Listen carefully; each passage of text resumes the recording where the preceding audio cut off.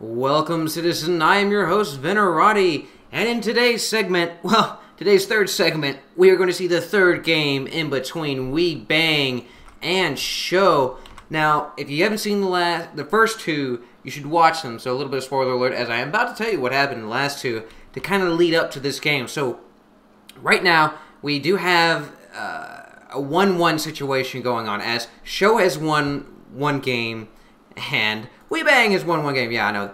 Shouldn't explain that. But what we saw, though, is Wibang was able to take SharkgSjow the first game on Metalopolis, as he did a great Mutalist Zergling build with the Banelings. The Banelings were really, I think, what spiced up that army build, and is what basically just melted the Marines, because there were a lot of Marines in SharkgSjow's build, and they totally just ate crap and died.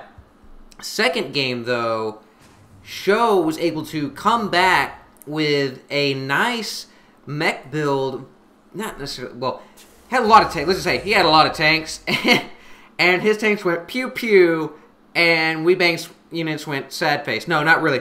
Wibang tried to do a one-base push, as it was Steps of War, so you do see a lot of stuff like that coming on that map. I made a little notation that the fact that that map is very, very short, and Wibang made two one-base pushes and really wasn't able to recuperate after that, as neither of those pushes were really that effective, and he just wasn't able to recuperate after that. He did try to come back economy-wise, but this wasn't enough. So, right now, in the third, we are in Blistering Sands.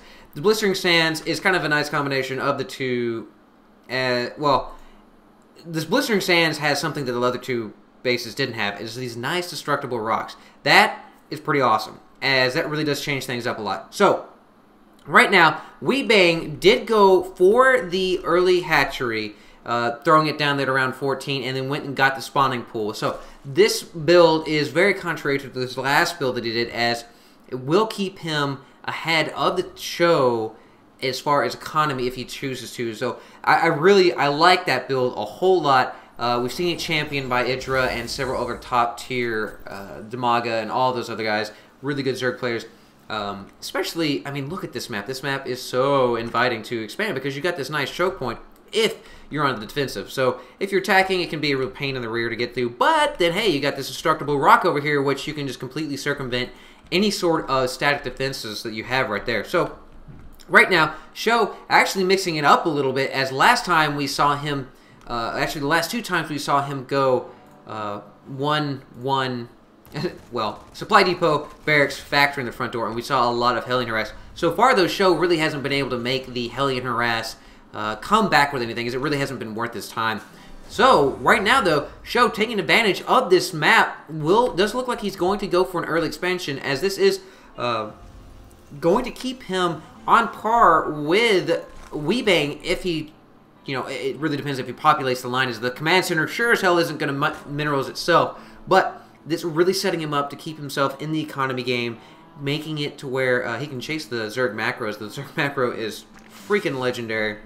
So we did just see the Queen totally shoot a lot of juices all over that hatchery. Wibang doing a really good job both games of keeping his Queens highly used and running them around and not letting them get a moment's worth of rest. So they are definitely paying them for themselves, as we do see slight transfer right there. Not so sure about that. So we do actually have these Zerglings coming up pretty early, and we'll be chewing on those rocks. Now this is going to take them a long time, as we are only at 1800 HP, and it's definitely not dropping very fast. So SharkgSjow also, nice little point right here. SharkgSjow did a very good thing. This placement, although it might take you just a little bit of time, will save you, because he was able to see this. If he wasn't able to see this, these Zerglings could have just sat there and chewed on that rock, and he wouldn't have even known that this gate was down and that he needed to protect it. So now, SharkgSjow has his command center complete, will be upgrading it to an orbital command, and is going to go ahead and have these two other racks up and getting the tech and actually getting two reactors. So he's going to go for a marine-heavy build here, and I'm not so sure about that decision, though, seeing as we've seen a lot of Banelings coming from Wibang. Wibang has used Banelings every single game so far, and don't know what's up with Wibang. He is not making anything right there. His production still is getting a little bit lazy.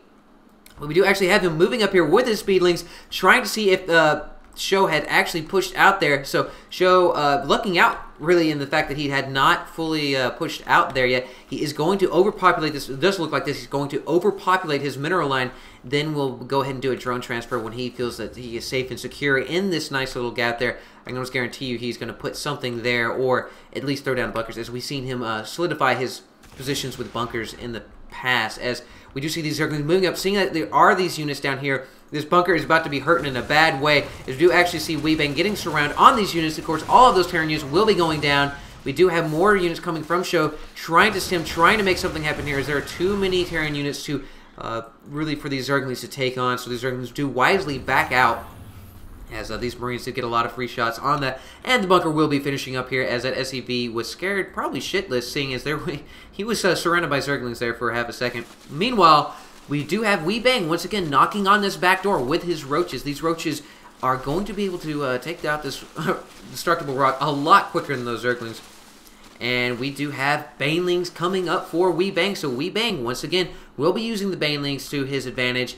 Not seeing the hooks yet, as he does not actually have a lair to upgrade that. But either way, they're going to be dangerous nonetheless, especially in these confined spaces. If he catches the forces on the ramp, or if he catches them up against this bunker, it's going to be hard for SharkgSjow to stem and try to micro them. With those with the Marauders in there, it's key for those Marauders to micro, as they will be able to slow the Banelings down enough to keep them at arm's length and to basically kill them all off before they can get to them, seeing as these guys are still very, very slow without that speed upgrade. If the speed upgrade was there, it'd be a different story. But actually, Wibang was able to completely knock down this back door. So right now, SharkgSjow has his forces split. This is not a position you want to be in, not having to basically cover two doors, especially with an aggressive player outside. Now, these bunkers are going to offer some protection, but I like what SharkgSjow's doing here. He's making a screen of supply depots to soak up any sort of damage. And yes, it does look like they are going to be needed here, as we do see Zerglings and Banelings moving up for Wibang. Wibang moving his Zerglings back, trying not to keep them in the way of these Banelings, as they do get in the way. And these Banelings are moving up here. We do see them destroy these supply depots. Will be going after the bunkers, as Wibang is using his Banelings right there. Will be melting those bunkers away.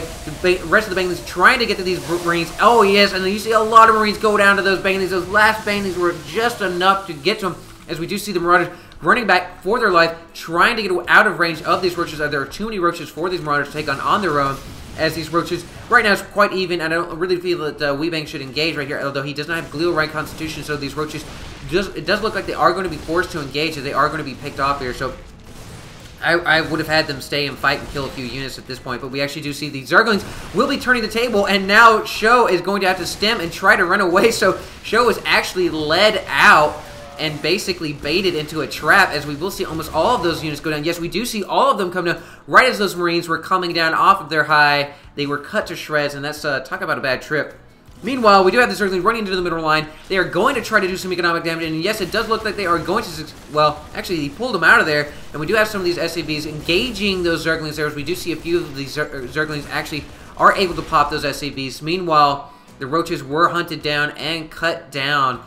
Cut to shreds, as we do see SharkgSjow will be now upgrading his screen to a barrack screen, as these barracks are much better at soaking up those Baneling hits, and that is really going to be in his favor, as he's going to have, not only is he going to have a nice sturdy defensive wall, now he's going to have a lot of production units. So also want to make a quick note, as we do see medevacs coming online, so that will definitely help keep his land-based Terran units nice and healthy.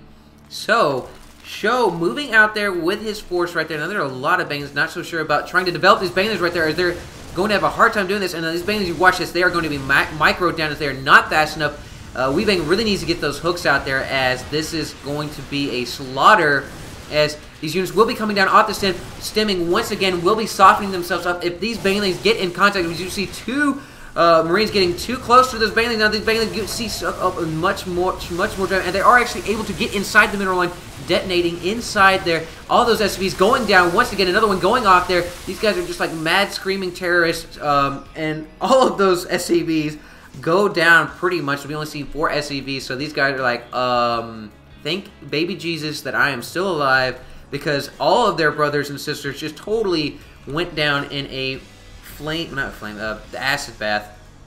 So right now, Wibang still not getting those hooks. Come on, man. Get those hooks. It's going to make your life so much better, as he does have the, well, he's about to have the Vespene for it, as I really feel that those banelings would have been that much more effective in that situation. But, you know what? I am not as good of a player as Wibang, so Wibang probably knows better than I do. So, right now we have SharkgSjow moving up here with his army. We don't see any sort of tank use in this build that we have right now.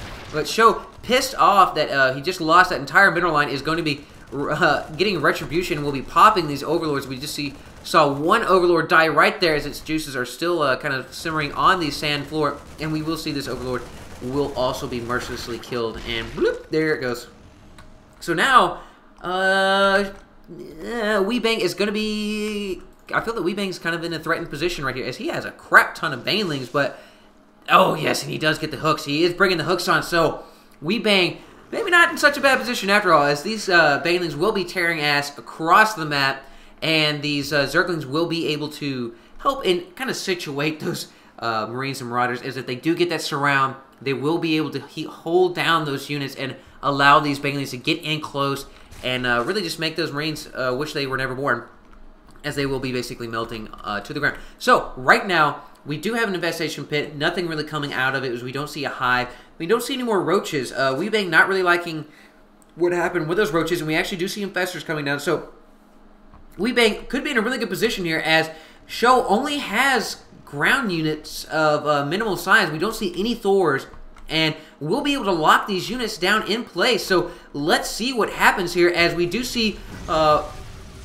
Wibang coming out here, trying to... he is actually retreating, so it looks like he's inviting his enemy to come in here. But meanwhile, oh, look at this. Look at this dirty SharkgSjow. We'll be dropping these Marines, bringing the A-team into town, is going to be raping this mineral line right here, as we do see the Zerglings coming in here. Meanwhile, these banelings are coming off the ramp at high speed. These guys are high-speed death right here. SharkgSjow did a good job of splitting up his units, and there were not enough banelings to kill all of these guys. And Wibang is going to be tapping out there. Now, wow, that was awesome. Two things. I think Wibang should have put the banelings up here, and because these Marines weren't really going to be going anywhere anyway. And I really feel that he should have brought more Zerglings down here to engage this natural, because this is the ball of death that you want to kill. But right there, SharkgSjow did a good job of forcing Wibang to make that reactionary judgment, and we saw how that really helped, because SharkgSjow toe-to-toe, I think that SharkgSjow and Wibang were really close there, especially depends on how they engaged. But I mean, SharkgSjow brought the, I mean, look at this. This is definitely the A team right there. They are the MVPs, as they are all badasses, and that guy especially, I don't know what the leader of the A team's name is, but he is the leader, as he killed a lot of drones. So guys, I hope you enjoyed this game.